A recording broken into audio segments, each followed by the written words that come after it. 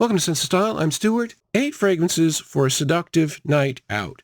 And while the idea of going out with a woman to a candlelit dinner might not seem too appealing to too many guys, I learned a very difficult lesson after my divorce because I dated a lot. And my God, it was one of the worst experiences of my life. And it was only when I decided to start doing things like taking women out on candlelit dates, things like that, everything changed 180 degrees. I learned, and this is my own personal experience, that the better you treat women and give them the kinds of things that they enjoy doing, the better they treat you. Everything got so much better after that. These 8 fragrances are perfect for a seductive night out with a woman.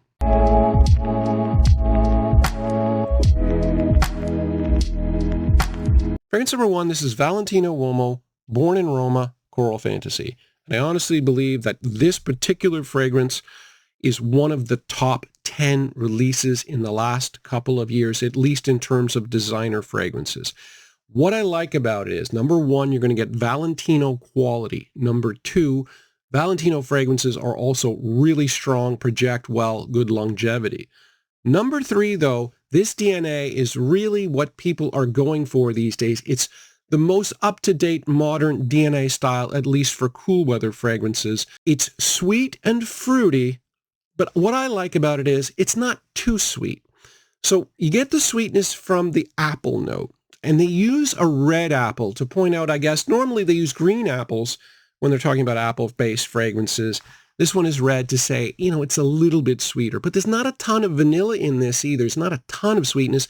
There is some, though. For the date night aspect of it, you've got cardamom and tobacco. So a nice, warm, spicy component that is really seductive and works on a date. But the interesting twist that may appeal to the older demographic is that there's an aromatic quality that this has, with lavender and sage. And that's the interesting twist in this fragrance, is the aromatic component. Normally when you get a sweet and fruity fragrance, if they add anything, it'll be a spicy component. And this has it, but it also adds an aromatic, an herbal component with the lavender and the sage. Makes it a little bit interesting. It doesn't take over the fragrance, but it's a nice little twist.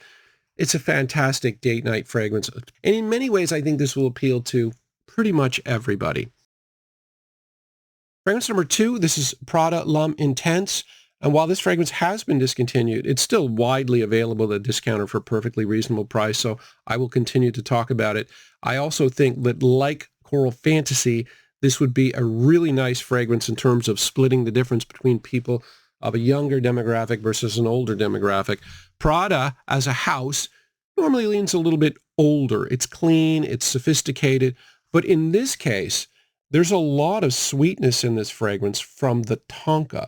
So it takes it in a more youthful direction, but you still got tons of iris, so that sophisticated element. And then you throw in the leather note, which is very masculine. So it's really nicely balanced. Excellent performance. This is very, very popular fragrance in the fragrance community, people that know fragrances.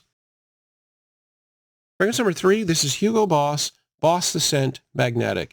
And this fragrance is a little bit of a paradox because it's a very, very sweet vanillic fragrance. And normally vanillic fragrances tend to be more youthful, they tend to be more fun, and not very sophisticated. But what Boss has done here is, I don't know if it's unprecedented, but it's close, is they take a vanilla fragrance and they add a degree of sophistication. I always associate powderiness with sophistication. So they made a very, very sweet vanilla fragrance and added a ton of powderiness to it. So it starts off with maninka fruit, which is a very sweet fruit from Africa. And then they make the core of the fragrance based around black vanilla husk.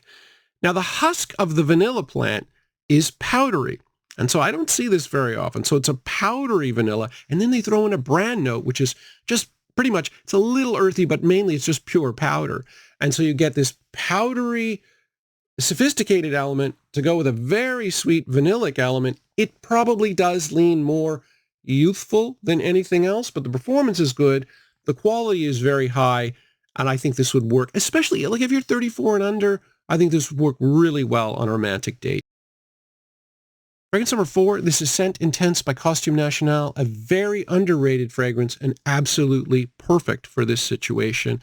Probably leans a little bit more mature, but I think it would work for anybody. It is a very ambery fragrance. In fact, the first time I talked about it, I called it Amber Intense incorrectly, but there is a lot of amber in it. Amber's perfect for the situation. Vanilla would be, I think, a little bit strong for an intimate date, whereas amber is still sweet, but not too strong. Nicely balanced with a tea note, got soothing tea note, and then you've got some spiciness as well. It comes from a mixture of cinnamon and hibiscus, which you can really pick up here. And hibiscus is an interesting note. It sounds very feminine when you look at the hibiscus flower, and it looks feminine, but really it's more of a warm, spicy, masculine note more than anything. So you mix the hibiscus with the cinnamon, works really well. There's a little bit of powdery sandalwood in the base. It's also perfect for a date night situation because it projects, but it doesn't project crazy amounts. You're talking about 4 or 5 hours longevity, a couple of feet of projection. Perfect, absolutely perfect for an intimate evening. Very classy fragrance. Fragrance number 4, this is Ombre Noire by Lalique. And Lalique make really good, woody, clean, professional smelling fragrances, but this is their date night fragrance. So it's still a very woody fragrance. There's a lot of woods in this, and it does give it a kind of clean appeal. But they've gone out of their way to turn this into a noir fragrance. Noir means black, and black usually implies evening, which usually implies a little bit of sweetness. So they've done the unthinkable for a Lalique house, as that they've added tonka to this. So it's definitely some sweetness. You're also going to get tobacco and cinnamon, so you get some spiciness. There's a couple of resins. There's olibanum and myrrh. So there's all kinds of different facets to this. I think the key, though, is cognac. And what I like about boozy notes in fragrances is you can take something sweet and maybe a little bit unisex, and as soon as you add booze, and the cognac is noticeable here, as soon as you add that booze, you're making it a little bit more masculine. And in this case, quite a bit more masculine. It's a very masculine fragrance, but it's still seductive. I think it works really well. The performance is excellent. Probably my favorite Lalique fragrance, and that's really saying something. Fragrance number 6, this is Odyssey Black by Armaf, and this is a clone of Tom Ford's Noir Extreme.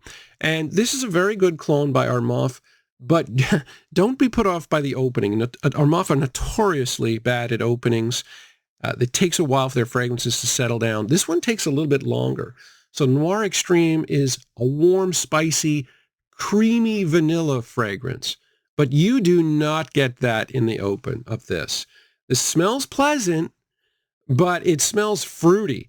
And it takes about 10 minutes to settle down. And then all of a sudden, when I first tried it, I was like, what is going on here? And then 10 minutes later, I smelled it. I'm like, oh, okay. Yeah, so it does take a little bit of time. Just be patient with it. And what I like about Armaf, though, is they're very honest with their notes here. They achieve the Noir Extreme effect in kind of a roundabout way. They don't say that they have kulfi, which is a creamy ice cream, a creamy sort of ice cream mixed with vanilla. They don't lie to you. And normally Armaf do lie about what their notes are. In this particular case, yes, they say that they have vanilla, but they use iris to get the creamy effect.